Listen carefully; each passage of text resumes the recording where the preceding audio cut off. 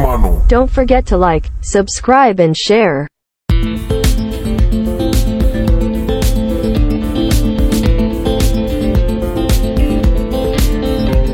Assalamualaikum warahmatullahi wabarakatuh. Alhamdulillah, kita bisa berjumpa lagi dengan channel kesayangan kita bersama, Pokoke Mano, channel spesial yang membahas tentang dunia perburungan dan semua jenis unggas.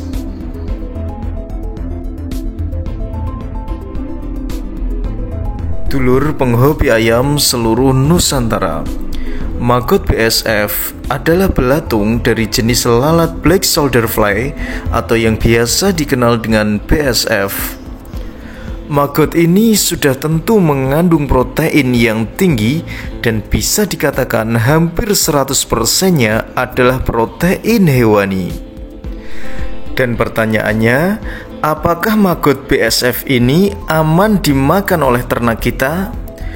Jawabannya tentu saja aman, karena maggot ini dari lalat BSF, yang mana lalat BSF ini bukan lalat penyebar penyakit seperti lalat hijau yang kerap menyebar penyakit.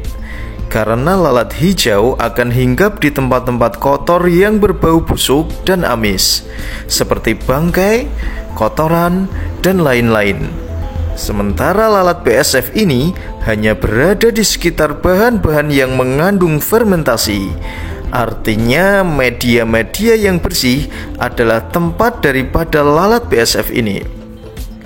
Cara mendapatkan maggot BSF ini, kita bisa siapkan bahan-bahan yang kita fermentasikan terlebih dahulu. Maka lalat BSF ini akan datang dengan sendirinya karena mencium aroma dari fermentasi tersebut. Terbukti saya setiap hari membuat pakan semi fermented untuk ayam petelur saya, maka dari aroma fermentasi pakan tersebut selalu memancing lalat BSF ini untuk datang dengan sendirinya. Iya, bentuk lalatnya seperti ini. Dan karena tangan saya bekas mengaduk makanan fermented, jadi aromanya membuat lalat ini tertarik. Kalian bisa lihat sendiri, lalat BSF ini akan hinggap di sekitar karung-karung yang berisi pakan semi fermented yang saya simpan. Lalat BSF ini biasanya ingin bertelur, dan telur-telur tersebut ketika menetas akan menjadi maggot. Saya biasanya menggunakan dedak yang difermentasi, dan membuatnya saya siapkan 1 liter air ditambah gula 5 sendok. Kemudian bisa menggunakan E4 1 tutup botol, tapi sebagai alternatif kalian bisa gunakan Yakult setengah botol atau 1 botol juga bisa. Jadi kalian bisa pilih mau menggunakan E4 atau Yakult, pilih salah satu saja. Kemudian aduk hingga merata ya.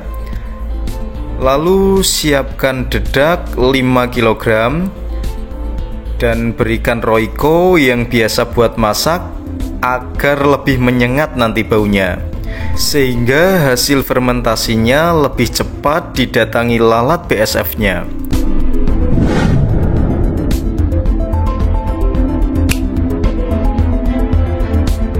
Setelah itu tuangkan larutan Yakult ke dedaknya, lalu diaduk hingga merata ya. Diatur agar tidak terlalu basah dan tidak terlalu kering.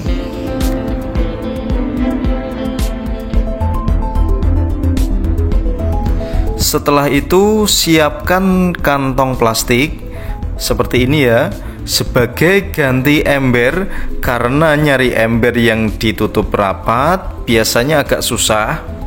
Maka bisa menggunakan plastik seperti ini dan masukkan dedak yang sudah dicampur tadi ke dalam plastik. Masing-masing setengah saja, jangan sampai penuh, untuk memberikan space ruangan untuk udara. Karena selama proses fermentasi nanti dedak ini akan mengeluarkan udara. Plastik diikat rapat dan disimpan di ruangan yang sejuk Biarkan selama 4 hingga 5 hari. Dan selama itu akan terjadi proses fermentasi. Biasanya akan ditandai dengan kantong plastik yang mengembang atau menggelembung seperti ditiup. Setelah 4-5 hari, plastik bisa dibuka dan dituang ke wadah seperti ini. Tanda fermentasi yang berhasil adalah terciumnya bau seperti bau tape ya.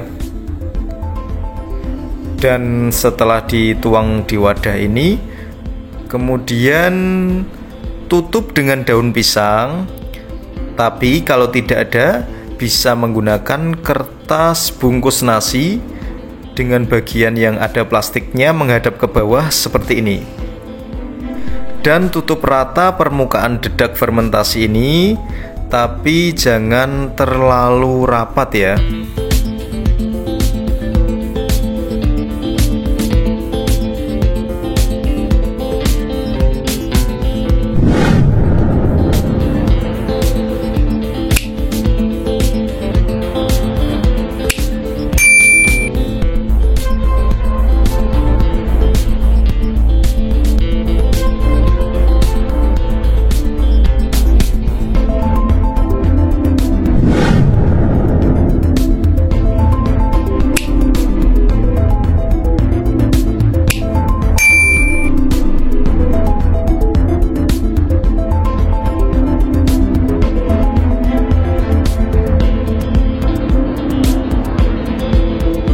Dulur, aroma fermentasi ini akan mengundang ketertarikan lalat BASF untuk hinggap dan bertelur di sekitar fermentasi dedak.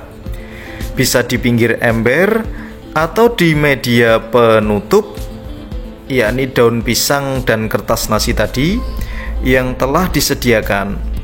Yang jelas lalat BASF ini tidak akan bertelur di dedaknya langsung, tetapi hanya akan di sekitar tempat fermentasi saja. Bentuk telurnya kecil-kecil ya, seperti ini. Ya, seperti ini. Biasanya selama 2 hingga 3 hari telur-telur lalat BASF ini akan menetas. Dan bayi-bayi maggot ini agak susah ya kita lihat karena ukurannya sangat kecil.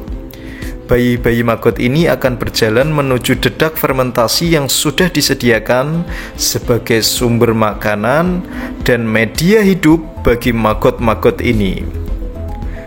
Dalam kurun waktu 1 minggu, maggot-maggot kecil ini sudah terlihat lebih besar ukurannya.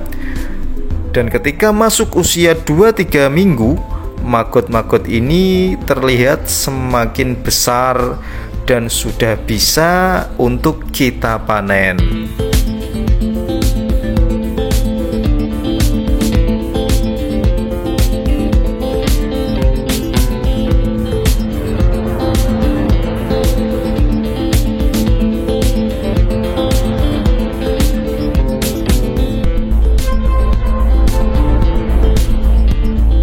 Dulur, biasanya setiap seminggu sekali saya menaburkan sisa dedak yang dulu difermentasi, dan fermentasi dedak ini lama-lama akan menghitam.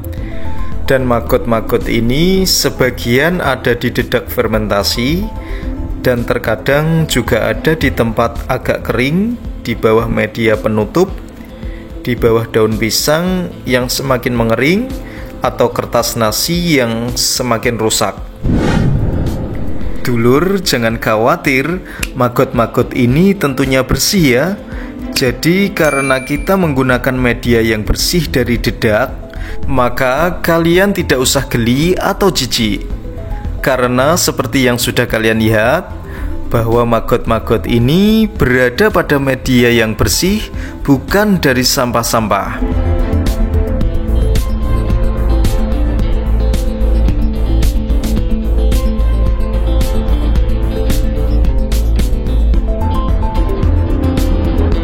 Maggot-maggot ini bisa langsung kita berikan ke ayam peliharaan kita sebagai asupan protein, terutama bagi yang ingin mengejar bobot ayam.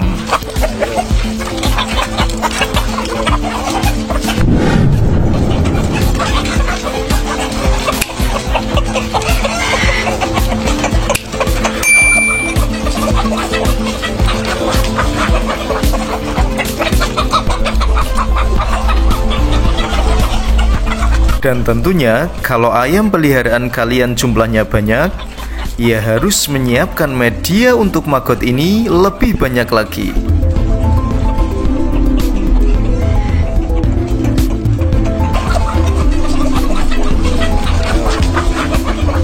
Demikian sedikit yang bisa saya sampaikan, semoga bermanfaat. Kurang lebihnya saya mohon maaf. Salam guyub rukun selalu, pokoke mano. Wassalamualaikum warahmatullahi wabarakatuh.